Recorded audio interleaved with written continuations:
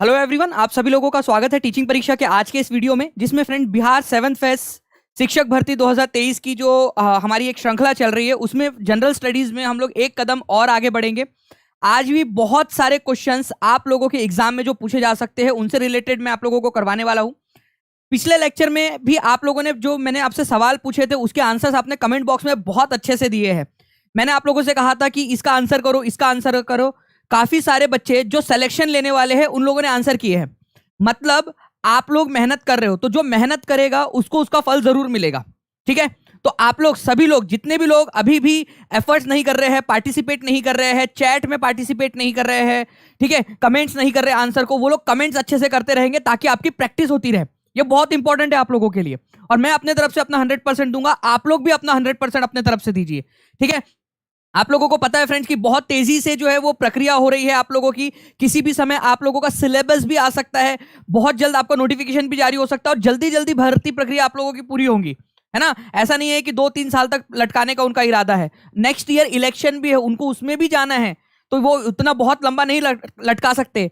एक अपॉर्चुनिटी है, इस अपॉर्चुनिटी को ग्रैब करना है आप लोगों ने फ्रेंड्स। ठीक है, चलिए तो हम लोग यहां पर मैं स्टार्ट करते हैं। आगे बढ़ने से पहले फ्रेंड्स मैं आप लोगों से रिक्वेस्ट करूंगा कि जहां भी इस सेशन को शेयर कर सकते हो अपने दोस्तों के साथ में, टेलीग्राम, फेसबुक, व्हाट्सएप, इंस्टाग्राम, जहां जहां आप लोग शेयर कर सकते हो जल्दी जल्दी से इसको शेयर कर देंगे। क्योंकि फ्रेंड्स जब आप लोग शेयर करते हो, ज्यादा बच्चे आते हैं, तो मुझे भी मोटिवेशन मिलता है, पूरी टीम को मोटिवेशन मिलता है कि हाँ यार और ज्यादा एफर्ट्स किए जाए। तो सभी लोग जल्दी जल्दी से शेयर कर देंगे जहां जहां भी आप लोग कर सकते हो। इसके अलावा फ्रेंड जिन भी लोगों ने यहाँ पर इस सेशन को लाइक कर दिया है उन सभी लोगों का भी बहुत बहुत धन्यवाद। ठीक है, 500 के करीब लोगों ने यहाँ पर में लाइक भी कर दिया है, तो उन सभी का भी बहुत बहुत शुक्रिया फ्रेंड्स, इतना ज्यादा प्यार देने के लिए। और आप लोगों के सपोर्ट के कारण, आप ही लोगों के कारण जो है इतनी ज्यादा जो है और ज्यादा हिम्मत मिलती है मेहनत करने की। ठीक है, चलिए पहले क्वेश्चन की तरफ में आगे बढ़ते हैं हम लोग हमारे। देखिए फ्रेंड्स, कंचनजंगा इनमें से किस राज्य में स्थित है? ये आप लोगों का एससीईआरटी बेस्ड क्वेश्चन है। एससीईआरटी आप लोगों की जो स्टेट बोर्ड की बुक है ना, उसके अंदर में ये क्वेश्चन, ये पॉइंट दिया हुआ है, इसी वजह से इंपॉर्टेंट है आपका। You are best, thank you Kaju ji, आप भी बहुत बेस्ट हो। आप लोग जो है वो इतना अच्छे से पढ़ते हो, इसी वजह से और ज्यादा जो है मेहनत करने में मजा आती है। कॉन्स्टिट्यूशन पूरा पढ़ा दूंगा भाई। सिविक्स जो है ना, या कॉन्स्टिट्यूशन या आपका पॉलिटिकल साइंस, वो सबसे ज्यादा इजी है, उसको तो आप उसका टेंशन ही मत लो।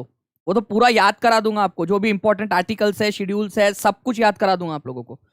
देखिए कांचनजंगा की अगर हम लोग बात करेंगे फ्रेंड्स, तो कांचनजंगा जो है ये याद रखना है आप लोगों ने, ये आपको सिक्किम के अंदर में मिलेगा। ठीक है, सिक्किम इंपॉर्टेंट पॉइंट है आप लोगों का।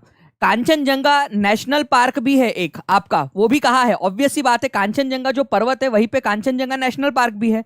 तो कांचनजंगा नेशनल पार्क, राष्ट्रीय उद्यान, ये भी आपका सिक्किम में है। कांचनजंगा बायोस्फीयर रिजर्व, ठीक है, जैव मंडल, वो आप लोगों को कहां पर में मिलेगा? वो भी कांचनजंगा के अंदर में। कांचनजंगा जो बायोस्फीयर रिजर्व है वो भी सिक्किम के अंदर में ही मिलेगा आप लोगों को। और एससीईआरटी के अंदर में उल्लेख दिया हुआ है इसका, इसी वजह से ये इंपॉर्टेंट हो जाता है आपका। तो प्लीज इसको याद रखेंगे आप सभी लोग, कांचनजंगा। ठीक है, तो आंसर आपका ऑप्शन नंबर ए हो जाएगा, कांचनजंगा। कांचनजंगा की अगर मैं बात करूं फ्रेंड्स आप लोगों से, तो ये हिमालय का और पूरे दुनिया का तीसरे नंबर की सबसे ऊंची चोटी है, 3rd नंबर की सबसे ऊंची चोटी है पूरे दुनिया की, है ना। पहले नंबर पे कौन आता है? पहले नंबर पे आता है आपका माउंट एवरेस्ट। ठीक है, माउंट एवरेस्ट। दूसरे नंबर पे आता है K2, ठीक है, और तीसरे नंबर पे आता है कांचनजंगा। ये याद रखना है आप लोगों ने, तीसरे नंबर पे आता है कांचनजंगा, हाईएस्ट। तो आप लोगों का तीसरे नंबर की पूरे दुनिया की सबसे ऊंची चोटी है। ओके, ये यहां पर मैं आप लोग देख सकते हो फ्रेंड्स। ये मैप आप लोगों को चाहिए, ये मैप चाहिए आप लोगों को, तो आप लोग जो है ये टीचिंग परीक्षा ऑफिशियल जो टेलीग्राम ग्रुप है वहां पर मैं शेयर कर दूंगा, आप लोग वहां से ले लेना। ठीक है, टीचिंग परीक्षा ऑफिशियल टेलीग्राम ग्रुप है आपका। ठीक है, या फिर जो दानिश शेख चैनल है उस पर भी शेयर कर दूंगा, दोनों पे आप लोगों को मिल जाएगा। नाउ फ्रेंड्स, नेक्स्ट क्वेश्चन की तरफ में आगे बढ़ते हैं। आपको बताना है कि हिमालय पर्वतारोहण संस्थान कहां पर में स्थित है। बताइए, इस क्वेश्चन का आंसर जिसने कर डाला उसकी लाइफ झिंगा लाला। बता दो इस क्वेश्चन का आंसर एकदम फास्ट, जल्दी से। इस क्वेश्चन का answer, where is the Himalayan mountaineering institute located? Uttarkashi में, दार्जिलिंग में, धर्मशाला में, ऊटी में? देखिए यहां पर में जो आंसर्स आप लोगों के आ रहे हैं, यार इसके लिए तो पोल बनता है, इसके लिए तो पोल बनता है, ये क्वेश्चन तो है पोल के लायक, है ना। चलो देखते हैं।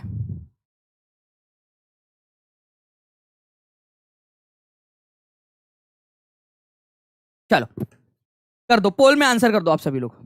दे दिया मैंने पोल आप लोगों की तरफ में, एक बार ट्राई करो तो देखें कितने लोग कर पाते हैं इसका आंसर। जस्ट एक क्वेश्चन के लिए देखते हैं।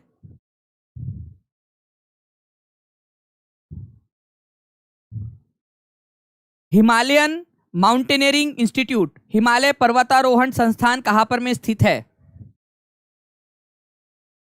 बताइए। बहुत ही इंपॉर्टेंट क्वेश्चन है, इसी वजह से कह रहा हूं आप लोगों को, बहुत इंपॉर्टेंट क्वेश्चन है। लगा दो एक बार, देख लेते हैं कि कितने लोग कर रहे हैं। और इसीलिए बोलता हूं लाइव आया करो, क्योंकि काफी सारी एक्टिविटीज होती है लाइव क्लास में। जब मैं आपको लाइव क्लास में ले रहा होता हूं तो बहुत सारी एक्टिविटीज करवाता हूं, तो पूरा देखना है आप लोगों ने, सभी लोगों ने लेक्चर लाइव। ठीक है, चलिए। जैसे कि मैं यहां पर मैं देख पा रहा हूं फ्रेंड्स, 52% लोगों ने जो है वो ए आंसर दिया है, 52% लोगों ने। ठीक है, और अगर मैं बात करूं 40% लोगों की, तो 40% लोगों ने जो है यहां पर में यहां पर दार्जिलिंग आंसर लगाया है। मैं आप लोगों का कंफ्यूजन जो है ना, दुनिया आप लोगों की जिंदगी भर के लिए दूर कर देता हूं। ठीक है, यहां पर मैं बात हिमालयन माउंटेनियरिंग इंस्टीट्यूट की हो रही थी, हिमालयन माउंटेनियरिंग इंस्टीट्यूट की आप लोगों की। आप लोगों ने क्या समझा, नेहरू इंस्टीट्यूट ऑफ माउंटेनियरिंग की हो रही है, जो कि एनसीईआरटी में दिया हुआ है। बात जब नेहरू इंस्टीट्यूट ऑफ माउंटेनियरिंग की होंगी, Nehru Nehru institute of mountaineering, तो वो उत्तरकाशी होगा, उत्तराखंड वाला, जो एनसीईआरटी में दिया हुआ है आपको, जो सीटेट में आप लोगों ने पढ़ा होगा।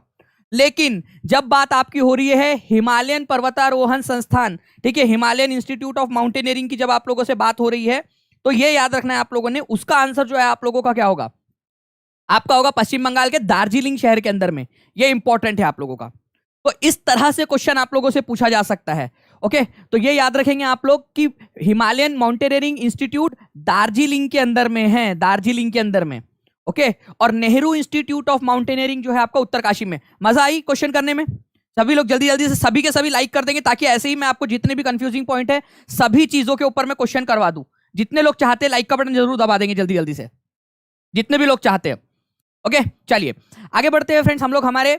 अगर मान लीजिए आप लोगों से ऐसा क्वेश्चन आता है, ठीक है, ऐसा क्वेश्चन आता है जो सीटेट में पूछा गया था एक बार, अगर ऐसा क्वेश्चन आता है तो आंसर क्या करोगे? अब आग लगा दो कमेंट बॉक्स के अंदर में आप लोग, अब आग लगा दो कमेंट बॉक्स में। ठीक है, अब आग लगा दो। कंसेप्ट क्लियर हो गया सर, चलो बहुत अच्छी बात है जी। नेहरू इंस्टीट्यूट ऑफ माउंटेनियरिंग कहां पर में? और वो जो आपका हिमालयन वाला था ना, हिमालयन इंस्टीट्यूट ऑफ माउंटेनियरिंग, वो एससीईआरटी में आप लोगों के 5वीं कक्षा की पुस्तक में दिया है बिहार के, इसी वजह से करवाया आपको। और ये वाला जो है ये एनसीईआरटी में दिया है, तो दोनों का संगम करा रहा हूं आप लोगों को, ताकि कोई आप लोगों का चांस ना बचे कि आप लोग जो है फेल हो जाओ। बिल्कुल एकदम पूरा का पूरा आपको सिलेक्शन की गारंटी करनी है अपन ने। तो अब आंसर होगा नेहरू इंस्टीट्यूट ऑफ माउंटेनियरिंग, जब बोलेंगे तब उत्तरकाशी होगा आप लोगों का आंसर। अब याद हो गया होगा आई थिंक सभी लोगों को। ठीक है, चलिए नेक्स्ट। आपको बताना है किस पर्वतारोही ने 1953 में माउंट एवरेस्ट की चोटी पर सफलतापूर्वक कदम रखा था। आपको बताना है 1953 में पहली बार इंसान जो है वो माउंट एवरेस्ट की चोटी पर चढ़ा था। तो इनमें से कौन था जो माउंट एवरेस्ट की चोटी पर चढ़ा था 1953 के अंदर में? बताओ। 1200 के करीब लोग हो गए, 750 के करीब लाइक्स है, तो 750 लोग चाहते हैं कि और ऐसे ही क्वेश्चन कराया जाए। बस लाइक एंड शेयर करते रहेंगे सभी लोग। देखिए इसका आंसर अगर मैं करूं आप लोगों से 1953 के अंदर में, जैसे मैं देख पा रहा हूं कुछ लोग ए आंसर लगा रहे हैं, कुछ लोग सी आंसर लगा रहे हैं, कुछ लोग बी लगा रहे हैं, लेकिन जो फ्रेंड्स आंसर है आप लोगों का वो है ऑप्शन नंबर सी। ठीक है, एडमंड हिलेरी, ये न्यूजीलैंड के थे, ठीक है, न्यूजीलैंड के। और तेंजिंग नोर्गे शेरपा, ठीक है। एनसीईआरटी के अंदर में जो है फ्रेंड्स आप लोगों ने याद रखना है, एनसीईआरटी में इनको इंडियन बताया गया है, जबकि वो है नेपाल के। तो आप लोगों को इंडियन ही मानना है आपके एग्जाम के पॉइंट ऑफ व्यू से। एनसीईआरटी के अंदर में क्योंकि इंडियन उनको बताया गया है, भारतीय बताया गया है, बट थे वो एक्चुअल में नेपाली। ओके, तो फ्रेंड्स दोनों ही गए थे, याद रखेंगे आप सभी लोग। तो आंसर होगा ए एंड बी बोथ। 1953 में इंसान पहली बार गया था, ये याद रखना आप लोग, इंपॉर्टेंट वाला पॉइंट है आप लोगों का। ठीक है, तो सी इज द करेक्ट आंसर। तो प्लीज याद रखेंगे एडमंड हिलेरी भाई साहब, न्यूजीलैंड के, ठीक है। तेंजिंग नोर्गे शेरपा। अब देखो यहां पर मैं कंफ्यूजन आप लोगों का, आप नेट पे देखोगे नेपाल दिया हुआ है, लेकिन एनसीईआरटी के अंदर में भारत दिया है, तो आप लोग किसको मानोगे? भाई माई बाप है अपना एनसीईआरटी, ठीक है, उसको थोड़ी ना, उसके खिलाफ जाके थोड़ी कुछ भी करना है अपन लोगों ने। पता चले वो बोले नहीं हमने तो ये लिखा था, यही मानना है हम लोगों ने, है ना? तो भारत ही मानना, आप टेंशन नहीं लेना। तो 29 मई 1953 को जो है वो सबसे ऊंची जो चोटी है हमारी, उसके ऊपर में पहुंचा था। नाउ अगर आप लोगों से बोले कि कौन सी महिला थी पहली महिला, ये तो दोनों पुरुष थे, ठीक है, पुरुष ही नहीं थे ये लोग, ये तो महापुरुष थे, ठीक है। महिला कौन सी थी? तो जुंको ताबेई जो थी फ्रेंड्स, जापान की, ठीक है, जुंको ताबेई, ये 1975 के अंदर में हिमालय की चोटी पर पहुंचने वाली पहली महिला थी, ये याद रखना है आप लोगों ने। वही अगर मैं बात करूं आप लोगों से कि भारत की पहली महिला कौन थी, तो बछेंद्री पाल थी, बचेंद्री पाल उत्तराखंड, यूके, उत्तराखंड से बिलोंग यूके मतलब यूनाइटेड किंगडम मत समझना, उत्तराखंड से बिलोंग करती थी। ठीक है, ये याद रखना, ये इंपॉर्टेंट वाले पॉइंट्स आप लोगों के जो एग्जाम में पूछते हैं। ठीक है, चलिए बहुत बढ़िया। अब इस क्वेश्चन का आंसर कर दो आप लोग, मैं आपको बताता हूँ कि इसको कैसे याद रखा जा सकता था। और जल्दी जल्दी से सभी लोग जो है फ्रेंड्स एक बार लाइक एंड शेयर भी कर देंगे। जिन लोगों ने अभी तक सब्सक्राइब का बटन नहीं दबाया वो लोग चैनल को सब्सक्राइब जरूर कर लेना फ्रेंड्स। ठीक है, और बेल आइकन दबा देना ताकि आपको फ्यूचर में भी ऐसे ही वीडियोस मिलते रहे। आप लोगों को टीचिंग परीक्षा चैनल के ऊपर में बहुत सारे और भी वीडियोस मिल जाएंगे जो मैंने पहले भी आप लोगों के लिए बनाए हैं। कितने लोग चाहते हैं कि संडे के दिन मैं आप लोगों की एक करंट अफेयर की मैराथन ले लूं, वो मेरे को हाथ ऊपर करके बता देंगे और लाइक कर देंगे सेशन को जल्दी जल्दी से सभी, ताकि मैं संडे के दिन आप लोगों की एक करंट अफेयर पूरा का पूरा जनवरी से लेकर आप लोगों को अब तक का जितना भी करंट अफेयर है, बिहार स्पेसिफिक करंट अफेयर सब कुछ करा दूं आपको, बिहार वाला करंट अफेयर आपका पूरा का पूरा। ठीक है, ताकि आपकी जॉब जो है वो सिक्योर हो जाए एकदम। ये मौका बार बार नहीं मिलता, इतना अच्छा मौका जब इतने स्पीड में सारा काम हो रहा है हमारे भारत के अंदर में, तो ये अच्छा गोल्डन अपॉर्चुनिटी है। आधुनिक रसायन विज्ञान का जनक किसको कहा जाता है? मॉडर्न केमिस्ट्री का। देखो फ्रेंड्स, आप लोगों को पता है लोचा है उल्फत हो गया, गाना सुना है? ठीक है, केमिकल लोचा हो गया भाई साहब, है ना, जब प्यार होता है। ठीक है, पहली पहली पहली पहली बार जब प्यार किसी से होता है तो भाई आप लोगों का केमिकल रासायनिक आप लोगों के जो है वो बॉडी के अंदर में चेंजेस हो जाते हैं, ऐसा कहा जाता है। लोचा है उल्फत हो जाता है तो आपको लेवो हो जाता है, लव हो जाता है, आप लोगों को लव हो जाता है।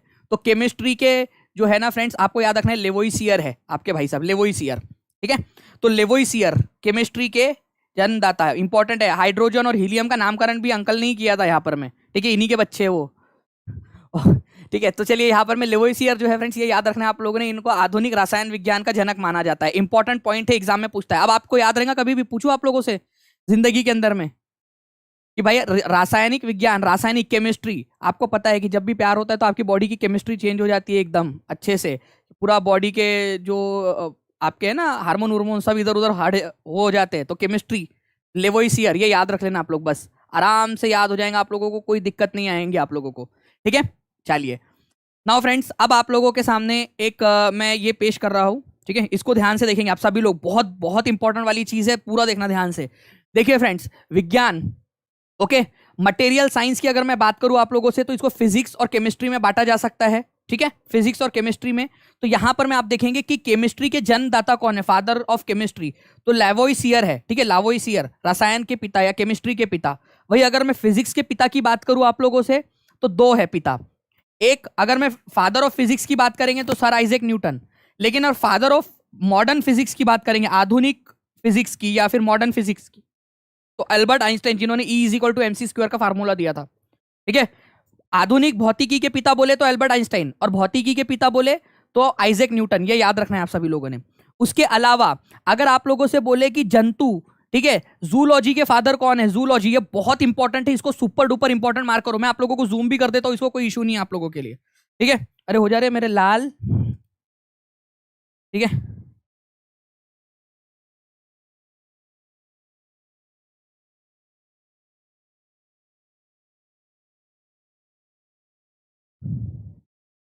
रुक जाओ, कुछ तो हुआ है इसको, 2 मिनट रुक जाते हैं, अटक गया है वो थोड़ा सा।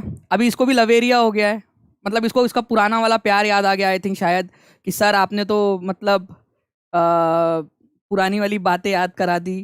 क्या हुआ है इसको पता नहीं, रुक जाओ थोड़ा सा, इसको हो जाने दो ठीक, जस्ट अ सेकेंड। अरे बस कर पगले, अब रुलाएगा क्या, आजा। आ गया, देखो आ गया, बस रो लिया बेटा अच्छे से, आ जा अभी इधर में, अब पढ़ाई करेंगे। ठीक है, चलिए ना, अब देखिए फ्रेंड्स, अरे जी, देखिए अगर मैं बात करूं आप लोगों से यहाँ पर मैं जंतु के पिता या जूलॉजी के, ठीक है, जूलॉजी, या फिर आप लोगों से बायोलॉजी भी बोला जा सकता है, डायरेक्टली बायोलॉजी, तो जूलॉजी बोलो या बायोलॉजी बोलो, उसके पिता जो है वो अरस्तु थे, एरिस्टोटल। ठीक है, जो आपको पता है ना, नेपोलियन बोनापार्ट के जो अलेक्जेंडर था, बेसिकली अलेक्जेंडर जो था, अलेक्जेंडर के ये गुरु थे। ओके, अलेक्जेंडर के जूलॉजी के फादर इनको बोला जाता है, अरस्तु को, अरिस्टोटल को, और बॉटनी के फादर बोले तो थियोफ्रेस्ट को बोला जाता है, थियोफ्रेस्ट को। ठीक है, वनस्पति विज्ञान के, वनस्पति के पिता वनस्पति या बॉटनी। बॉटनी और बायोलॉजी अलग है। बायोलॉजी जो है वो बेसिकली जो शरीर विज्ञान है उससे रिलेटेड है। ओके, बॉटनी जो है वो वनस्पति विज्ञान से रिलेटेड है, तो थियोफ्रेस्ट जो है उनको कहा जाता है। मैं आगे में इससे रिलेटेड भी क्वेश्चन आप लोगों को करवाऊंगा, तो प्लीज उसके लिए भी आप लोग तैयार रहिए। ओके, नाउ नेक्स्ट क्वेश्चन है आप लोगों का। इस क्वेश्चन का आंसर करें आप लोग सभी लोग, बताओ इसका आंसर क्या होगा। और लाइक करो यार जल्दी जल्दी से आप लोग। जी हाँ, ये ग्रुप में भेज दूंगा ये वाली इमेज में, और ऐसी बहुत सारी इमेजेस है आप लोगों के लिए मेरे पास में इस तरीके की, सारे के सारे आप लोगों को करवा दूंगा मैं।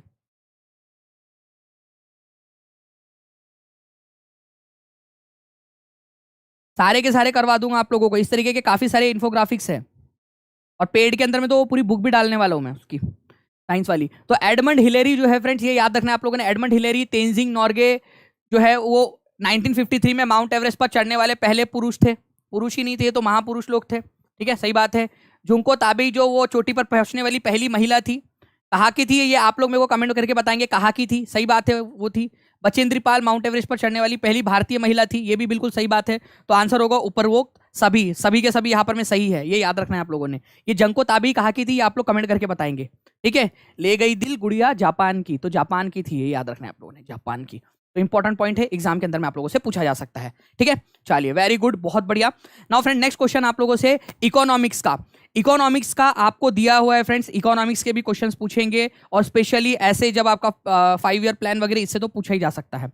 आपको पता होना चाहिए फ्रेंड्स कि हमारे भारत के अंदर में 1951 से, ठीक है, हम लोग क्या कर रहे हैं, 5 ईयर प्लान बनाते थे। 5 ईयर प्लान, 5 वर्षीय योजना, 5 ईयर प्लान मतलब 5-5 साल के लिए एक योजना बनाते थे, 5-5 साल के लिए, और उन योजनाओं को जो है उसके टारगेट को अचीव करने की कोशिश करते थे, प्लान बनाते थे। जैसे आप लोग आपका बनाते हो ना स्टडी प्लान, ये करूंगा, कुछ अचीव होता है, कुछ अचीव नहीं होता था। तो वैसे ही फ्रेंड्स यहाँ पर में 5 ईयर प्लान बनाए जाते थे।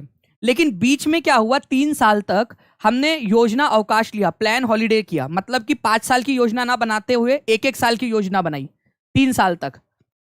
तो वो कब से कब तक किया था हमने, तो देखिए फ्रेंड्स, जो पहला 5 ईयर प्लान था आपका 1951 से 56 तक चला। दूसरी पंचवर्षीय योजना 56 से 61 तक चली, ठीक है। तीसरी जो पंचवर्षीय योजना थी 1961 से 1966 तक। बट पाकिस्तान के साथ में हमारा युद्ध हो गया था, ओके। तो उसके बाद में जो है हम लोगों ने सोचा कि काम करते यार, अभी थोड़े समय तक ना 5 वर्षीय योजना ना बनाकर 1-1 साल की योजना बनाते हैं। इसी को हॉलीडे प्लान या योजना अवकाश कहा जाता है, योजना अवकाश। तो आंसर याद रखना आप लोगों ने, 1966 से 1969 तक जो है आपका योजना अवकाश था। तो 66 से 69 तक, answer is option number B. आप लोग लिख दो योजना अवकाश। देखो, पहली वाली पंचवर्षीय योजना याद रखना है 1951 से 1956 तक थी, 51 से 56 तक। फिर 56 से 61 तक दूसरी वाली थी। फिर 1961 से लेकर 1966 तक, 1966 तक तीसरी वाली थी, ठीक है। फिर 66 से लेकर 69 तक की जो थी, 3 साल आप लोगों के, वो 1-1 साल की योजनाएं बनाई गई। इसी को योजना अवकाश कहा जाता है। इकोनॉमिक्स का बहुत इंपॉर्टेंट वाला कंसेप्ट है, काफी सारे लोग इसको छोड़ देते हैं, ठीक है। ये याद रखना है आप लोगों ने, इंपॉर्टेंट वाला पॉइंट है, इसको करना है आप सभी लोगों ने, ठीक है। अगर आप लोग चाहते हो कि ऐसे क्वेश्चन मैं आप लोगों को करवा दूं, ठीक है, तो मेरे को कमेंट करके बताना, मैं आप लोगों को इस तरीके के सारे क्वेश्चन इकोनॉमिक्स के भी करवा दूंगा, ताकि आप लोगों का 1-1 नंबर बच जाए यहाँ पर में। निम्नलिखित में से किसे प्राणी विज्ञान का जनक कहा जाता है, फादर ऑफ जूलॉजी। आंसर में आग लगा दो, आग लग जानी चाहिए यहाँ पर मैं कमेंट बॉक्स के अंदर में। आपको याद करवाता जा रहा हूं मैं, क्योंकि धीरे धीरे सारी चीजें, ठीक है। बताइए जल्दी से कि फादर ऑफ जूलॉजी, प्राणी विज्ञान के जनक के रूप में किसको जाना जाता है। बहुत बढ़िया। देखिए यहाँ पर मैं 1500 के करीब लोग देख रहे हैं और 1000 लाइक हुए, ये तो बहुत नाइंसाफी है यार। सभी लोग जल्दी जल्दी से लाइक का बटन भी दबाते जाएंगे। अगर आप चाहते हो कि ऐसे ही और एनर्जी के साथ में पढ़ाता रहूं, तो अरस्तु जो है फ्रेंड्स, इसको फादर ऑफ जूलॉजी कहा जाता है, ये याद रखना है, अरिस्टोटल, ओके। इनको फादर ऑफ जूलॉजी भी बोलते हो आप लोग, जूलॉजी।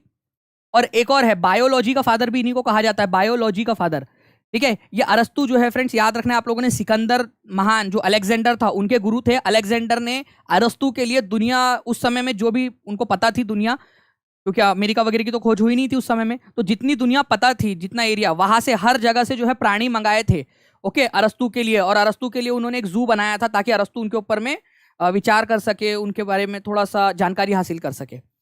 तो अरिस्टोटल या अरस्तु जो है जूलॉजी और बायोलॉजी के फादर के रूप में जाने जाते हैं। और आप देख सकते हो फ्रेंड्स कि यहाँ पर मैंने आप लोगों को ये दिया हुआ है, और ये मैं आपके साथ में जो टीचिंग परीक्षा ऑफिशियल टेलीग्राम ग्रुप और दानिश शेख जो टेलीग्राम ग्रुप है, दोनों के ऊपर मैं शेयर कर दूंगा। दानिश शेख, ठीक है, और टीचिंग परीक्षा ऑफिशियल जो टेलीग्राम ग्रुप है, टीचिंग परीक्षा ऑफिशियल, ठीक है, टीचिंग परीक्षा सर्च करना, आप लोगों को मिल जाएगा टीचिंग परीक्षा ऑफिशियल।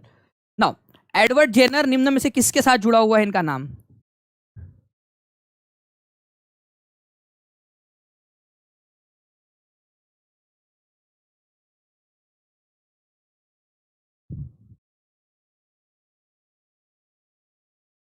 अंबी गुप्ता जी, क्या कौन सी वाली पीडीएफ की बात कर रहे हो आप?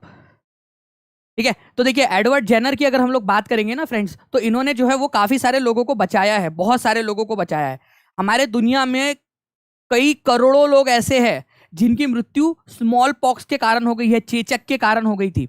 हम लोग जहां भी जाते थे, ठीक है, दूसरे जगह को खोजते थे। मान लीजिए आप अंडमान निकोबार चले गए, नया नया खोजा आपने और वहां चले गए, वहां जाते थे हम लोग, हमारे अंदर में चेचक के थोड़े बहुत तो होते ही थे, कीटाणु वगैरह उसके, तो वो उनमें चले जाते थे और वो उनको सहन नहीं कर पाते थे क्योंकि उनमें रोग प्रतिरोधक क्षमता थी नहीं। कई सारे ऐसे बच्चे होते थे जिनको ये चेचक होता था और उनकी मृत्यु हो जाती थी चेचक से, कई सारे लोगों की आंखें चली जाती थी, कई सारी चीजें हुई है। तो एडवर्ड जेनर जो थे फ्रेंड्स, इन्होंने क्या किया था, इसकी वैक्सीन निकाली थी, स्मॉल पॉक्स की, ठीक है, चेचक की वैक्सीन निकाली थी। और आजकल जो है वो बच्चों को चेचक की वैक्सीन पहले से ही दे दी जाती है। ओके, ये याद रखना है आप सभी लोगों ने, इंपॉर्टेंट पॉइंट है, एग्जाम के अंदर में आप लोगों से पूछा जा सकता है, ठीक है जी। नाउ फ्रेंड्स, भारत में तटीय राज्यों की संख्या कितनी है? तटीय राज्य मतलब जिनके पास में कोस्ट लाइन है, ये बताना है आप लोगों ने। टेलीग्राम में कैसे जुड़े सर बताओ प्लीज, पता ही नहीं लगता क्लास का। तो मैं आपको बता दूं कि टीचिंग परीक्षा ऑफिशियल आप लोग सर्च कर लीजिए टेलीग्राम के ऊपर में, टीचिंग परीक्षा, ठीक है, या फिर नीचे में कमेंट बॉक्स में भी दिया हुआ है उसकी लिंक, उसमें आप जुड़ सकते हो और वहां से आपको पूरी जानकारी मिल जाएगी। वहां पर से जब भी क्लास होती है वहां पर में बता दिया जाता है। नाउ नेक्स्ट क्वेश्चन की तरफ में, यहाँ पर में अगर हम देखें भारत का तटीय राज्यों की संख्या कितनी है, 6, 7, 8, 9। तो यहाँ पर आप खुद देख लीजिए, गुजरात है आप लोगों का एक, जहां पर में सबसे बड़ी तटरेखा है गुजरात के पास में। वही बात करें दूसरी वाली, तो यहाँ पर में महाराष्ट्र आपका, गोवा, कर्नाटक और केरल, ठीक है, ये कहाँ पर में है, कौन से वाले हैं, ये पश्चिमी तट है आपका। वही अगर मैं बात करूँ तमिलनाडु की, ठीक है, आंध्र प्रदेश की, उड़ीसा की और बंगाल की, तो ये आप लोगों के 4 राज्य हो गए। तो ये 5 और ये 4, तो टोटल 9 राज्य हो गए आप लोगों के जो बॉर्डर शेयर करते हैं अपने समुद्र के साथ में। यहाँ स्टेट की संख्या ही पूछी गई थी ना, राज्यों की संख्या है ना, तो राज्यों की संख्या के हिसाब से आंसर हो जाएगा आप लोगों का 9। इसमें से सबसे बड़ी तटरेखा किसकी है, तो सबसे बड़ी तटरेखा जो है वो गुजरात की है, ये भी याद रखना है। राज्य की अगर मैं यूनियन टेरिटरी की बात करूं, केंद्र शासित प्रदेश, तो फिर तो अंडमान निकोबार, चार यूनियन टेरिटरी है जो अपनी बॉर्डर शेयर करते हैं, ये भी याद रखना है आप लोगों ने, ठीक है। चलिए, तो यहाँ पर मैं आप देख सकते हो Andaman Nicobar, Puducherry, Lakshadweep, Dadra and Nagar Haveli, Daman and Diu, ये 4 यूनियन टेरिटरीज है जो बॉर्डर शेयर करती है। कौन कौन सी है बता सकते हो आप लोग? अंडमान निकोबार, अगर यूटी की बात करें तो यूनियन टेरिटरी, केंद्र शासित प्रदेश की बात करें तो, मेरे साथ साथ में दोहराना है सभी लोगों ने यार, अगर एग्जाम क्लियर करना है ना, एग्जाम क्लियर करना है ना, ऐसी चीजें भी पढ़नी पड़ेंगी। अंडमान निकोबार, बोलो मेरे साथ में, अंडमान निकोबार, ठीक है। उसके बाद में लक्षद्वीप, यहाँ पर में लक्षद्वीप, अंडमान निकोबार बंगाल की खाड़ी में, लक्षद्वीप अरब सागर के अंदर में है, ठीक है, बॉर्डर मतलब पानी के साथ, पानी में है, पानी के साथ बॉर्डर शेयर करता है अपनी। यहाँ पर में पुदुचेरी है आपका, पौंडीचेरी बोलते हैं जिसको, पुदुचेरी या पौंडीचेरी, ठीक है, ये है। और ये है आप लोगों का Dadra and Nagar Haveli, Daman and Diu, पूरा इतना बड़ा नाम है उसका, Dadra and Nagar Haveli, Daman and Diu. पहले 2 अलग अलग थे, दादरा एंड नगर हवेली, दादरा एंड नगर हवेली और दमन और दीव अलग थे, अब इनको मिला दिया गया है दोनों को, तो इतना बड़ा नाम हो गया इनका, Dadra and Nagar Haveli, Daman and Diu, ठीक है। तो ये 4 यूनियन टेरिटरीज है आप लोगों की जो पानी के साथ में बॉर्डर शेयर करती है। तो 9 राज्य है और 4 यूनियन टेरिटरीज है, ठीक है, ये याद रख सकते हो आप लोग सभी लोग। नाउ राष्ट्रपति का रिक्त स्थान कब तक भर लिया जाना चाहिए? राष्ट्रपति का रिक्त स्थान, राष्ट्रपति का रिक्त स्थान का मतलब क्या होता है? देखिए फ्रेंड्स, कि मान लीजिए यहां पर में कि हमारे राष्ट्रपति जो है उन्होंने इस्तीफा दे दिया, बोले कि मेरे को मजा नहीं आ रही यार, मैं जा रहा, मैं नहीं खेल रहा, मैं जा रहा, ठीक है, उन्होंने इस्तीफा दे दिया। या फिर भगवान ना करे उनकी मृत्यु हो गई, ठीक है, उनकी मृत्यु हो गई, कोई भी कारण हो सकता है। अगर कोई पद रिक्त हो जाता है राष्ट्रपति का, तो तब तक जब तक कि नया राष्ट्रपति नहीं चुन लिया जाता, राष्ट्रपति का पद कौन संभालता है? जब तक राष्ट्रपति, दूसरा राष्ट्रपति नहीं आ जाता, तब तक राष्ट्रपति का पद कौन संभालता है? वाइस प्रेसिडेंट, ठीक है, उपराष्ट्रपति, वाइस प्रेसिडेंट जो होते हैं हमारे, ठीक है, उप राष्ट्रपति जो होते हैं वो संभालते हैं, ये याद रखना है आप लोगों ने, उपराष्ट्रपति। लेकिन ये भी कितने दिनों तक संभाल सकते हैं मैक्सिमम राष्ट्रपति का पदभार? 6 महीने तक। 6 महीने के अंदर अंदर आप लोगों को क्या करना है? नया राष्ट्रपति चुन लेना है 6 महीने के अंदर अंदर। तो जब राष्ट्रपति अवेलेबल नहीं है, ठीक है, किसी भी कारण से, तो उपराष्ट्रपति राष्ट्रपति का काम करेंगे। लेकिन उपराष्ट्रपति भी राष्ट्रपति के पद पर केवल मैक्सिमम 6 महीने तक बने रह सकते हैं, मैक्स टू मैक्स 6 महीने। 6 महीने के अंदर अंदर नए राष्ट्रपति का चुनाव कर लेना है आपने, परमानेंट वाले राष्ट्रपति का चुनाव, उससे ज्यादा देर नहीं लगानी है। और ये संविधान के अंदर में लिखा हुआ है, तो इसके खिलाफ नहीं जा सकते आप लोग, है ना। इंपॉर्टेंट वाला पॉइंट है ये आप लोगों का, क्योंकि संविधान में लिखा हुआ है डायरेक्ट आप लोगों का। मान लीजिए कि राष्ट्रपति जो है, राष्ट्रपति प्रेसिडेंट जो है, उन्होंने इस्तीफा दे दिया, ठीक है, उपराष्ट्रपति जो है उन्होंने भी इस्तीफा दे दिया, तो अब कौन संभालेगा देश को? अब कौन संभालेगा देश को? तो मान लीजिए कि अगर ये दोनों ही अवेलेबल नहीं हैं, तो उस केस के अंदर में जो चीफ जस्टिस ऑफ इंडिया होंगे, जो सुप्रीम कोर्ट के मुख्य न्यायाधीश होंगे, वो संभालेंगे। ये भी एक इंपॉर्टेंट क्वेश्चन बनता है आपका। महान्यायवादी नहीं संभालेंगे, चीफ जस्टिस ऑफ इंडिया संभालेंगे। प्रेसिडेंट भी अवेलेबल नहीं है, वाइस प्रेसिडेंट भी अवेलेबल नहीं है, तो चीफ जस्टिस ऑफ इंडिया। मान लीजिए कि चीफ जस्टिस ऑफ इंडिया भी अवेलेबल नहीं है, ये बोले गोवा जा रहे हो, मैं भी चलूंगा साथ में, चलो ठीक है, गोवा की ट्रिप बना ली, तो क्या करेंगे अब हम? तो सुप्रीम कोर्ट का जो भी सीनियर मोस्ट जज रहेगा, ठीक है, सुप्रीम कोर्ट का जो भी सबसे वरिष्ठतम रहेगा, अब सबके सब तो नहीं चले जाएंगे एक साथ ट्रिप का प्लान करके, है ना। तो सुप्रीम कोर्ट का जो भी सीनियर मोस्ट जज रहेगा, सीनियर मोस्ट जज, वो संभालेंगे राष्ट्रपति का पद। मतलब पूरी प्लानिंग कर ली गई है, आपको टेंशन नहीं लेना है आप, ठीक है, राष्ट्रपति रहेगा आप लोगों के पास में, आप टेंशन ना लो कुछ किसी ना किसी कंडीशन के अंदर में, तो ठीक है। चलिए, now friends, which among the following state has largest forest cover? निम्नलिखित में से कौन सा राज्य है जिसमें सबसे बड़ा वन आवरण है? मैं सोच रहा था यहाँ ऑप्शन में बिहार दूं, फिर मेरे को शर्म आ गई यार, मतलब अगर इन लोगों के साथ में मैं बिहार का नाम दूंगा तो मतलब आप लोग कहीं शर्मा ना जाओ करके, ठीक है, आप लोगों की नजरें ना झुक जाए एकदम कि यार ये क्या हो गया सर, आप तो हमारे जले पे नमक छिड़क रहे हो सर बिहार का नाम देकर ऐसे क्वेश्चन में। सर ये तो गलत बात है, ऐसा ना बोलने लगो आप लोग, इसलिए फिर मैंने बिहार का नाम नहीं दिया इसमें, ठीक है। तो क्यों नहीं दिया बताता हूँ अभी आप लोगों को, ठीक है, तो शर्म तो थोड़ी आनी ही चाहिए वैसे। निम्नलिखित में से किस राज्य में सबसे बड़ा वन आवरण है? तो सबसे बड़ा वन आवरण आप लोगों को मिलेगा मध्य प्रदेश के अंदर में, ठीक है, मध्य प्रदेश में आप लोगों का सबसे बड़ा वन आवरण है। लेकिन अगर मैं बोलूं कि उस राज्य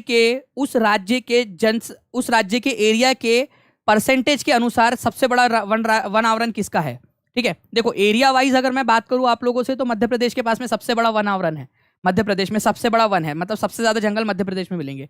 लेकिन अगर किसी राज्य का, मान लो ये एक राज्य है, उस राज्य के पूरी जमीन का मैक्सिमम परसेंटेज जंगल से घिरा हुआ है, तो वो वाला राज्य कौन सा है आप लोगों का? तो वो है आपका मिजोरम। ये याद रखना है फ्रेंड, जिसमें 84.53% जो एरिया है वो जंगल से घिरा हुआ है।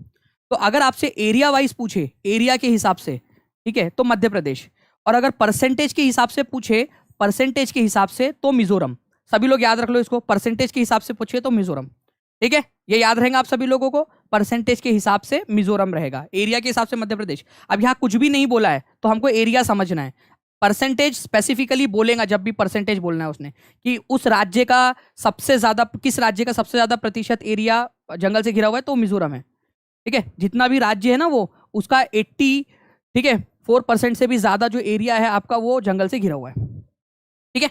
चलिए, नाउ अब बात करते हैं बिहार की, ठीक है भाई, है ना, क्यों नहीं लिखा यहाँ पर मैं ऑप्शन में? भाई बिहार का 7.76% एरिया है केवल जंगल से घिरा हुआ, 7.76%। कहा ऑप्शन में देंगे हम इसको यहाँ पर? मैं अभी भाई पेड़ लगाओ जल्दी जल्दी से टीचर बनो, अपना घर उर खरीदो बढ़िया से और पेड़ उड़ लगाओ उसके सामने में। 7.76% है बिहार के अंदर में, ये याद रखना आप लोग, ये भी पूछा जा सकता है एग्जाम के अंदर में। नाउ ये सब जानकारी मैं कहाँ से दे रहा हूँ आप लोगों को, देख सकते हो गवर्नमेंट की जो वेबसाइट है, पीआईबी की गवर्नमेंट की वेबसाइट है, उससे डेटा दे रहा हूँ आप लोगों को, तो आपको घबराने की जरूरत नहीं है। जल्दी से लाइक का बटन दबा दो ताकि आप लोगों के लिए और ऐसी मेहनत की जा सके। नेक्स्ट क्वेश्चन, निम्नलिखित प्रश्न जो है आपको दिए गए हैं, आपको बताना है कि एम्पियर, अगर एम्पियर ये आप लोगों का इलेक्ट्रिक करंट से रिलेटेड है, तो फैथम आप लोगों का किससे रिलेटेड होगा? अगर इलेक्ट्रिक करंट आपका है तो फैथम किससे रिलेटेड होगा? और मैं आपको बता दूं फ्रेंड्स कि इस तरह के क्वेश्चंस आप लोगों से जो है वो बिल्कुल पूछे जाते हैं, कई सारे अलग अलग एग्जाम्स के अंदर में ऑलरेडी आ चुके हैं, तो आगे में भी आने की संभावना बनती है आप लोगों की।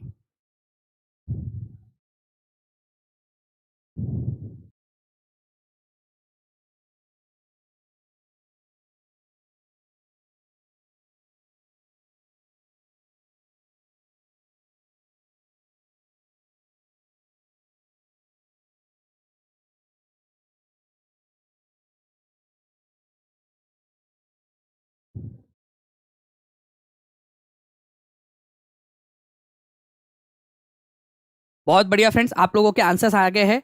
एम्पियर जो है फ्रेंड्स, ये इलेक्ट्रिक करंट को मापने का यूनिट है कि कितना करंट जो है वो उसमें से प्रवाहित हो रहा है। ठीक है, एम्पियर। वही अगर मैं बात करूं फैथम की, तो फैथम जो है आप लोगों का ये समुद्र की जो गहराई है, पानी की जो गहराई होती है या झील या नदियों की जो गहराई होती है, उसको मापने में इस्तेमाल किया जाता है। तो याद रखेंगे आप लोग फ्रेंड्स कि डेप्थ ऑफ वाटर, जल की गहराई को मापने के लिए फैथम का इस्तेमाल किया जाता है। तो एम्पियर का इस्तेमाल विद्युत प्रवाह को मापने के लिए होता है, उसी प्रकार से फैथम का इस्तेमाल समुद्र की गहराई या फिर जल की गहराई को मापने के लिए किया जाता है। तो मान लीजिए कि आपको आके किसी लड़के ने जो है पंचलाइन मारी कि यार तुम्हारी आंखें जो है ना वो झील सी गहरी है, तो बता कितने फैथम गहरी है। ठीक है, आया बड़ा होशियार, दानिश सर के सब पढ़ के आया होगा फैथम के इसके अंदर में झील सी गहरी है। ठीक है, वो भी लड़का भी समझ जाएगा कि दानिश सर से पढ़ के आया करके लड़की। चलिए, तो यहाँ पर मैं आप लोग देख सकते हो फ्रेंड्स, पूरा का पूरा ये आप लोगों को लिस्ट में दे दूंगा। इलेक्ट्रिक करंट जो है आप लोग अगर एम्पियर में गिनते हो, तो आप लोग जो आपकी समुद्र की गहराई है, ठीक है, वो आप लोग फैथम में गिनते हो, फैथम के अंदर में। अगर मैं आप लोगों से बोलूं कि भाई लाइट की इंटेंसिटी, ठीक है, लाइट की इंटेंसिटी या ल्यूमिनस इंटेंसिटी जिसको बोलते हैं, उसको किस में गिना जाता है, तो कैंडेला में गिना जाता है, कैंडेला। ध्यान से समझना आप लोग, कैंडेला, कैंडेला, कैंडेला के अंदर में गिना जाता है। मतलब कि कितनी चीज चमकदार है। मान लीजिए कि आपके हस्बैंड आपसे कह रहे हो कि आज तो चमक रही हो बहुत, ठीक है, मतलब उनको चाय पकौड़े खाने होंगे बारिश के मौसम में, और वो आपसे कहते हो आज तो चमक रही हो, तो आप उनसे पूछ सकते हो कि कितने कैंडेला चमक रही हूं मैं, ये भी बता दो। कैंडेला। तो जो भी चमक होती है, ल्यूमिनस इंटेंसिटी होती है, उसको कैंडेला में गिना जाता है। ये याद रखना है आप लोगों ने। साउंड की इंटेंसिटी, ओके, साउंड की इंटेंसिटी डेसिबल में गिनी जाती है, डेसिबल के अंदर में। तो ये भी इंपॉर्टेंट वाला पॉइंट है आप लोगों का। इंपॉर्टेंट वाले जितने भी है फ्रेंड्स आप लोगों को याद करवाता चलूंगा। ओके, जितने भी है आपके, प्रेशर का क्या होता है, फ्रीक्वेंसी का क्या होता है, क्वेश्चंस के थ्रू याद करा दूंगा आप लोगों को। यहां पर मैं आप देख सकते हो ज्योति की तीव्रता कैंडेला से गिनी जाती है। ओके, ल्यूमिनस इंटेंसिटी आप लोगों की। विद्युत धारा, ठीक है, ये आपका एम्पियर में गिना जाता है। ओके, ये याद रखेंगे सभी लोग। बाकी क्वेश्चन भी और आप लोगों को मैं एग्जाम के क्वेश्चन से करा दूंगा। पियर साबुन का कमाल होगा, हाँ बिल्कुल ठीक है। पियर से संदल साबुन थी ना, ठीक है, मम्मी वाला। When was project elephant launched in India, Bharat में हाथी परियोजना कब शुरू हुई थी। इंपॉर्टेंट क्वेश्चन है आप लोगों का। तो हाथी परियोजना, ठीक है, भारत के अंदर में कब शुरू हुई थी, तो डायरेक्टली आप लोग याद रखोगे फ्रेंड्स, 1992 के अंदर में शुरू हुई थी। ठीक है, 1992 के अंदर में हाथी परियोजना शुरू हुई थी आप लोगों की। तो प्रोजेक्ट एलिफेंट, एलिफेंट्स को बचाने के लिए आप लोगों का ये शुरू हुआ था। इसके अलावा अगर मैं बात करूं आप लोगों से प्रोजेक्ट टाइगर, तो प्लीज इसको भी याद रखना आप लोग, 1973 के अंदर में प्रोजेक्ट टाइगर आप लोगों का शुरू हुआ था। प्रोजेक्ट टाइगर 1973 के अंदर में। प्रोजेक्ट राइनोसोरस, जो राइनो है आप लोगों के, एक सिंग वाला जो गेंडा है, उसको बचाने के लिए आप लोगों ने कब स्टार्ट किया था, 1987 में। लेकिन अब एक बहुत ही इंपॉर्टेंट वाला पॉइंट बता रहा हूं आप लोगों को। राइनो विजन 2020 कब लॉन्च किया गया था, राइनो विजन 2020। अब लोगों को लगेगा कि 2020 दिया है तो मतलब ये 2020 में लॉन्च हुआ होगा। अरे नहीं, ये 2005 में लॉन्च हुआ था, जिसका मकसद था कि 2020 तक जो राइनोसोरस है उनकी संख्या को डबल करना। ठीक है, तो ये याद रखना है आप लोगों ने कि प्रोजेक्ट एलिफेंट 1992 में, प्रोजेक्ट राइनोसोरस, ठीक है, एक सिंग वाला गेंडे के लिए प्रोजेक्ट 1987 में, प्रोजेक्ट राइनो करके किया था हम लोगों ने, प्रोजेक्ट राइनो या इंडियन राइनो विजन 2020, वो किया था 2005 में। 2020 तक राइनो की संख्या डबल करने का विजन था हमारा। ठीक है, बाकी आप लोग यहाँ पर में देख सकते हो हिम तेंदुआ प्रोजेक्ट, ठीक है, इंडियन स्नो लियोपर्ड 2009 के अंदर में हुआ था इसके ऊपर में। एबल पुरस्कार कौन से क्षेत्र में दिया जाता है, बहुत ही फेमस और इंपॉर्टेंट क्वेश्चन है। एबल पुरस्कार आप लोगों को पता है, नोबल होता है ना एक, नोबल अलग अलग क्षेत्रों में दिया जाता है, वैसे ही एक एबल पुरस्कार भी होता है आप लोगों का, एबल पुरस्कार। तो एबल पुरस्कार जो है साइंस, लिटरेचर, पीस, मैथमेटिक्स, किस में दिया जाता है, एबल। तो ये दिया जाता है फ्रेंड्स आपका मैथमेटिक्स के क्षेत्र में, मैथमेटिक्स, गणित के क्षेत्र में। ओके, तो ये नॉर्वे के जो राजा है उनके द्वारा दिया जाता है ये पुरस्कार, नॉर्वे के राजा के द्वारा। एबल पुरस्कार नॉर्वे के राजा के द्वारा दिया जाता है, ये याद रखना। सिंपल है, इंपॉर्टेंट, सभी लोग कमेंट के अंदर में लिखते जाएंगे फ्रेंड्स, क्योंकि जब तक लिखोगे नहीं तब तक याद नहीं होगा। सभी लोगों को लिखते जाना है। आगे मैं सारी चीजें मैं रिवाइज करवा करवा के याद भी करवाऊंगा आप सभी लोगों को। ठीक है, तो बने रहिए सेशन के साथ में, क्योंकि मैं याद करवाने वाला हूं अभी आप लोगों को चीजें। नाउ इस क्वेश्चन का आंसर करेंगे आप सभी लोग। आपको बताना है कि इनमें से कौन सा वाला जो है, कंसीडर द फॉलोइंग पेयर्स, कौन सा वाला जो है आप लोगों का करेक्टली मैच्ड है, कौन सा वाला सही तरीके से मेल खाता है।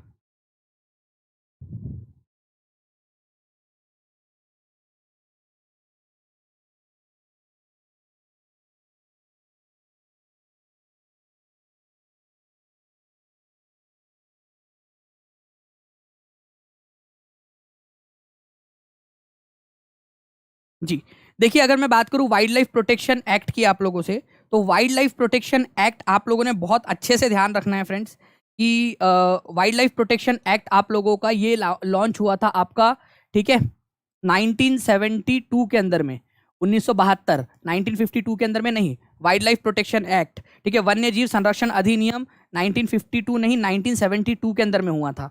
तो पहला वाला गलत है आपका, तो जहां जहां वन है उसको काट दो, ठीक है, जहां जहां वन है काट दो आप लोग, वो आंसर नहीं हो सकता आपका। ऑप्शन एलिमिनेशन की निंजा टेक्निक अपने को अपनाना है। प्रोजेक्ट टाइगर अभी आपको बताया कि 1973 में हुआ था, बिल्कुल सही है प्रोजेक्ट टाइगर। प्रोजेक्ट एलिफेंट 1992 में हुआ था, ये भी बिल्कुल सही है आपका। तो आंसर आपका ऑप्शन नंबर सी हो जाएगा। ऐसे याद रखना है आप सभी लोगों ने, ठीक है, इंपॉर्टेंट पॉइंट है, एग्जाम में पूछा जा सकता है। अब आप लोगों के लिए मैं एक लिस्ट दे रहा हूं और ये लिस्ट आप लोगों को मिल भी जाएंगी फ्रेंड्स, ठीक है, ध्यान से देखिए आप सभी लोग, ये आप लोगों को लिस्ट मिल भी जाएंगी, ध्यान से देखना आप लोग। अगर आप लोगों से बोला जाए कि वाइल्ड लाइफ प्रोटेक्शन एक्ट कब आया था, तो 1972 के अंदर में आया था। प्रोजेक्ट टाइगर कब आया था, 1973 में। प्रोजेक्ट एलिफेंट कब आया था, 1992 में। लेकिन अगर आप लोगों से और भी कुछ क्वेश्चन पूछ लिया जाए, बायोलॉजिकल डाइवर्सिटी एक्ट, ठीक है, जैव विविधता अधिनियम जिसको बोला जाता है, तो जैव विविधता अधिनियम 2002 में आया था। इसको आप सुपर डुपर इंपॉर्टेंट मार्क करो आप लोग। जैव विविधता अधिनियम सभी लोग लिखो। जैव विविधता का मतलब होता है कि अलग अलग प्रकार के जो प्राणी हैं, पेड़ पौधे हैं, उनको एक साथ रखना है कि नहीं रखना है? कि आप लोग ही रहेंगे यहाँ पर में, बस इंसान लोग रहे सर, कोई मतलब नहीं हमको, हम तो इंसानी लोग रहेंगे सर, बस सारे पेड़ पौधे और सबको खत्म कर दो। अरे जैव विविधता रहनी चाहिए, इसी से जो है फ्रेंड्स पूरा संसार चल रहा है, सब एक दूसरे पे डिपेंडेंट है। और ये एक चीज खत्म हो गई ना, मान लो आपके चीते खत्म हो गए, टाइगर खत्म हो गए, सब खत्म हो गए, कहाँ से लाओगे वापस उनको? नहीं बनने वाला, लाखों सालों के इवोल्यूशन के बाद बना है वो, ठीक है। तो 2002 में हुआ था। पर्यावरण संरक्षण अधिनियम, very important, environment protection act कब आया था आप लोगों का? 1986 के अंदर में। देखो ध्यान से समझना आप लोग, अगर आप लोगों से बोला जाए फ्रेंड्स कि वन्य जीव, वाइल्ड लाइफ, जो वन्य जीव है उनको बचाने के लिए कब आया था? 1972 में। पर्यावरण को बचाने के लिए कब आया था? तो 1986 के अंदर में, ठीक है। पर्यावरण, पर्यावरण आप लोगों का इन्वायरमेंट प्रोटेक्शन एक्ट 1986 के अंदर में। बाकी एयर, वाटर, फॉरेस्ट वाला मैं आप लोगों को क्वेश्चन की मदद से याद कराऊंगा। अगर आप चाहते हो कि याद करा दूं मैं, तो लाइक एंड शेयर कर देंगे फ्रेंड्स सभी लोग, और मेरे को कमेंट करके भी बता देंगे। महासागर की गहराई को मापने के लिए किस उपकरण का इस्तेमाल किया जाता है? बताओ जल्दी जल्दी से, महासागर की गहराई को मापने के लिए किस उपकरण का इस्तेमाल किया जाता है?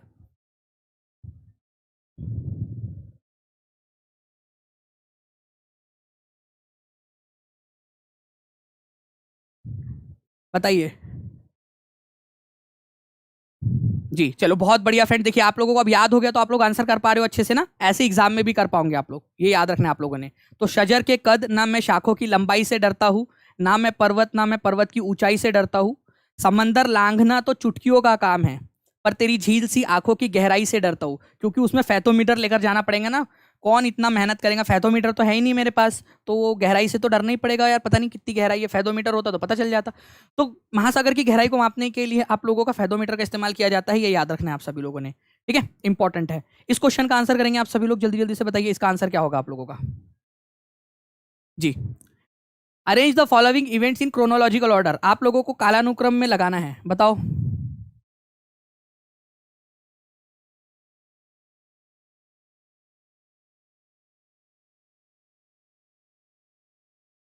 एक बार यास्मीन परवीन जी, आपका ना इंटरनेट का वो जो स्क्रीन का रिजोल्यूशन है उसको बढ़ा लीजिए थोड़ा सा, ठीक है, आई थिंक तब हो जाएगा। मैं एक बार कोशिश करता हूँ कि इसका कलर अगर हम लोग चेंज कर पाए तो।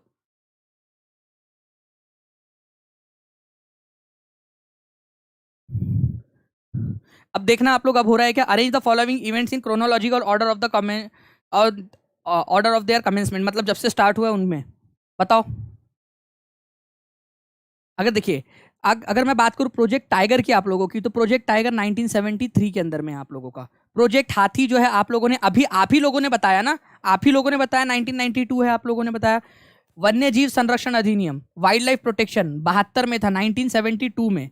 और वही अगर मैं बात करूं जैव विविधता अधिनियम, आप लोग टाइप करो जल्दी से, आप लोग टाइप करो जैव विविधता वाला, मेरे को सभी लोगों से टाइप करके चाहिए जैव विविधता वाला कब था। तो जैव विविधता जो है फ्रेंड्स आप लोगों ने याद रखना है, 2002 के अंदर में था जैव विविधता वाला, जैव विविधता अधिनियम, ठीक है, ओके। तो ये याद रखना है आप लोगों ने, इंपॉर्टेंट है। तो पहले आएगा आपको, आप लोगों को सबसे पहले 3, फिर आएगा आप लोगों का 3 के बाद में 1, तो 3 1 कहा दिया, यहीं पे दिया है 3 1, तो आंसर आपका ऑप्शन नंबर सी हो गया, खत्म, ठीक है, 3 1, फिर 2 आएगा आप लोगों का प्रोजेक्ट हाथी, और फिर सबसे लास्ट में 4 आएगा आपका।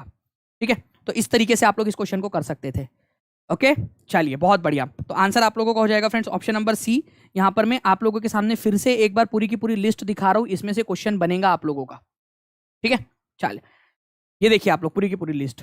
नाउ फ्रेंड्स, एक क्वेश्चन आप लोगों के सामने ये रहा, आपको बताना है कि निम्नलिखित में से कौन सा शास्त्रीय नृत्य उनके मूल स्थान के साथ में मेल नहीं खाता है। ये भी क्वेश्चन आप लोगों का बनेगा जीएस के अंदर में, इसका भी आंसर करेंगे आप सभी लोग।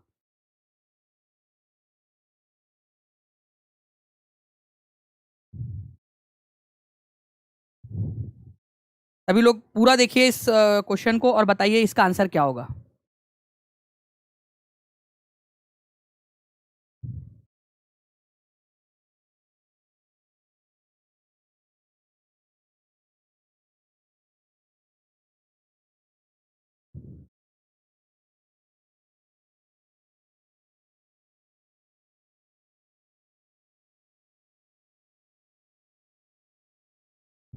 जी, बहुत बढ़िया। देखिए फ्रेंड्स, शास्त्रीय नृत्य आप लोगों को सारे के सारे याद होने चाहिए अच्छे से। ठीक है, मैंने आपको बताया था कि मोहिनी मोहिनी मोहिनी लड़की है और लड़कियां केरल में पाई जाती है ज्यादा से ज्यादा। सत्रिय डांस कल ही हम लोगों ने किया था फ्रेंड्स। सत्रिय डांस कहाँ पर में होता है? सत्रिय डांस आसाम में। ठीक है, शंकर देव करके एक संत हुए थे आसाम के अंदर में, वैष्णव संत, उन्होंने इसको स्टार्ट किया था, तो ये भी बिल्कुल सही है। ओके, भरतनाट्यम आप लोगों से कहा था कि कमेंट करना है। जिन लोगों ने कमेंट किया होगा उनको याद हो गया होगा अच्छे से, क्योंकि जो लोग कमेंट करते हैं ना, एक्टिविटी करते हैं, उनको याद होता है। तो तमिलनाडु के अंदर में है, ये आप लोगों को हो गया। वही मैंने कुचिपुड़ी की एक ट्रिक बताई थी आप लोगों को, कोई बता सकता है? कुचिपुड़ी की एक ट्रिक थी। कुचिपुड़ी की ट्रिक ये थी फ्रेंड्स, कच्ची पूड़ी, पूड़ी जो है वो कच्ची रह गई आप लोगों की, पकी नहीं अच्छे से, कच्ची पूड़ी। ठीक है, तो आधी पकी हुई है, वो आधी पकी हुई है। आंध्र प्रदेश आधी पकी हुई है, आंध्र प्रदेश। वेरी गुड, बहुत बढ़िया।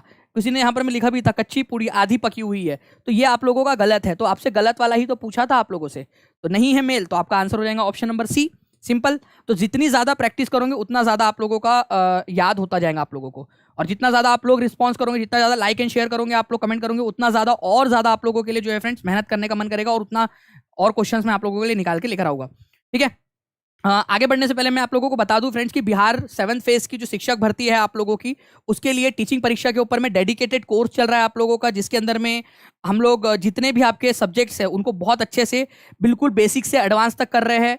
आपको क्वेश्चंस, एमसीक्यूज और सारी की सारी चीजें बिल्कुल अच्छे से वहां पर में प्रोवाइड हो रही है। तो 6 मंथ का, ठीक है, जो कोर्स है, अभी नोटिफिकेशन आने से पहले, अगर आज नोटिफिकेशन आ जाता है तो ये प्राइस अप हो जाएगा, या जिस दिन भी नोटिफिकेशन आ जाएगा अप हो जाएगा। तो 6 मंथ का या 1 ईयर का आप लोग सब्सक्रिप्शन ले सकते हो। 7611101101 इस नंबर पे आप कॉल कर लीजिए, या टीचिंग परीक्षा ऐप पर जाकर आप डायरेक्टली भी देख सकते हो इसको। ठीक है, नाउ अगर मैं बात करूं आप लोगों से, अगर आप स्क्रीनशॉट लेना चाहते हो तो यहां से आप लोग ले सकते हो फ्रेंड्स। इसकी भरतनाट्यम तमिलनाडु, कथक उत्तर प्रदेश का है, कुचिपुड़ी, ठीक है, कथकली उड़ीसी, सत्रिया मणिपुरी, मोहिनी अट्टम बिहार के। ठीक है, बिहार के जो है, मैं भी लिखी हूँ जी, हाँ पीहू जी आपने भी लिखा है, बिल्कुल। देखिए, अगर मैं बात करूं यहाँ पर, मैं बिहार के आप लोगों के जो लोक नृत्य है, अगर आप वो चाहते हो कि मैं वो भी करवा दूं, तो वो भी मेरे को कमेंट करके एक बार जरूर बता देना, मैं वो भी करवा दूंगा आप लोगों को। बिहार के लोक नृत्य कितने लोग चाहते हो वो कमेंट करके बता देंगे। संडे के दिन 12 बजे, अगर आप लोग वादा करते हो, ठीक है, तुम अगर साथ देने का वादा करो तो मैं यूं ही मस्त नगमे लुटाता चलूं, तो वही वाली बात है। 12 बजे सभी लोग अगर लाइव आने का वादा करते हैं, कमेंट में मैं देखूंगा, रिमाइंडर लगा लिया आप लोगों ने, मैं आप लोगों को करंट अफेयर करा दूंगा। ठीक है, करंट अफेयर्स बिहार का सभी लोग, लेकिन मेरे को लाइव चाहिए वहां पर में, तो ही मैं फिर आगे में आप लोगों को और आगे में भी करंट अफेयर्स करवाऊंगा। ठीक है, क्योंकि फ्रेंड्स बहुत ज्यादा मेहनत लगती है, इतना ज्यादा पूरा 2-2, ढाई-ढाई, 3-3 घंटे एक साथ बोलने में बहुत ज्यादा एफर्ट्स लग जाता है, संडे का दिन भी चला जाता है। तो सभी लोग, जितने भी लोग देख रहे हैं, लाइव देख रहे हैं, ऑफलाइन देख रहे हैं, सभी लोग 12 बजे का अलार्म लगा लेंगे कि टीचिंग परीक्षा के ऊपर में जाकर दानिश सर का करंट अफेयर की क्लास देखनी है संडे के दिन। अलार्म लगा लेना आप लोग, ओके। लेक्चर लग जाएगा आप लोगों का, तो उसको भी आप लोग वो कर लेना आप लोग। इकोनॉमिक सर्वे के ऊपर में भी बिल्कुल मैं क्वेश्चन करा दूंगा, सारे के सारे कराऊंगा, वो मेरी रिस्पॉन्सिबिलिटी है वो करवाने की। ठीक है, बिल्कुल। चलिए, बाकी मिलते हैं फ्रेंड्स हम लोग हमारे नेक्स्ट लेक्चर के अंदर में। ओके, तब तक आप लोग जो है फ्रेंड्स इस सेशन को लाइक एंड शेयर जरूर कर दीजिए। चैनल को सब्सक्राइब जिन लोगों ने नहीं किया वो चैनल को सब्सक्राइब जरूर कर देना। और मैं कुछ क्वेश्चन पूछ रहा हूँ आप लोगों से, उन क्वेश्चंस के आंसर करिए आप लोग सबसे पहले। ठीक है, मैं कुछ क्वेश्चंस पूछ रहा हूँ, उसके आंसर आप लोगों को करना है। आप लोगों को बताना है, यहाँ पर मैं आप लोग बताओगे कि biological diversity, biological logical diversity, diversity act कब आया था? डाइवर्सिटी एक्ट एक्ट कब आया था आप लोगों का? ये सवाल का जवाब आप लोग दोगे जल्दी जल्दी से, देखते हैं कितने लोग कर पाते हैं इसका आंसर। ठीक है, इसके अलावा जो है आप लोगों को बताना है कि एम्पियर जो है वो किसका यूनिट है। एम्पियर, एम्पियर, एम्पियर किस चीज को मापने का यूनिट है? एम्पियर। ये भी करवाया हुआ है आप लोगों को, इसीलिए पूछ रहा हूं मैं आप लोगों से। ठीक है, बताएंगे आप सभी लोग। इसके अलावा आपको बताना है कि फादर ऑफ जूलॉजी किसको कहा जाता है? Father of zoology, father of zoology, zoology और फादर ऑफ बायोलॉजी भी इन्हीं को कहा जाता है। ठीक है, जीव विज्ञान या फिर प्राणी विज्ञान, जीव विज्ञान आप लोग बोल सकते हो उसको, जीव विज्ञान का पिता किसको कहा जाता है, ये आप लोग बताना है आप लोगों ने कमेंट करके। ठीक है, देखते हैं कितने लोग इस क्वेश्चन को आंसर कर सकते हैं, तो कमेंट करके बताइए आप लोग। बाकी मिलते हैं हम लोग हमारे नेक्स्ट लेक्चर के अंदर में फ्रेंड्स, तब तक के लिए thank you very much, take care and bye, God bless you all, thank you very much friends.